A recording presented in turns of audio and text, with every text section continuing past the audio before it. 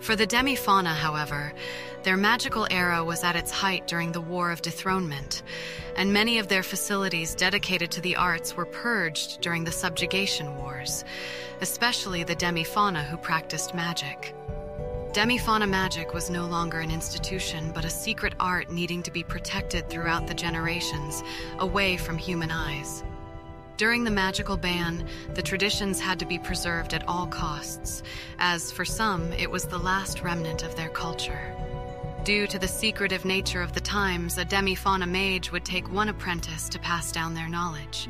Many also forewent the usage of tomes and writings, fearing the risk of the written word, and instead opted to pass knowledge and history through oral teachings.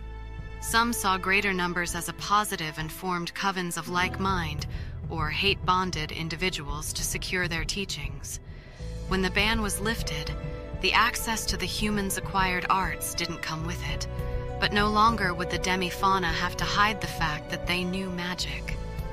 With no initial school form themselves, the ways of coven and single apprentices stayed. It wasn't until seminary first opened its doors that a school would accept Demi-Fauna as applicants, provided they could afford even that education.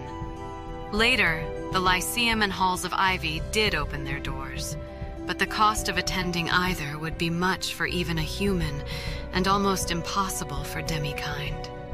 The Church of Zaquarius, however, remained adamant of having none of their kind within the walls of the Institute.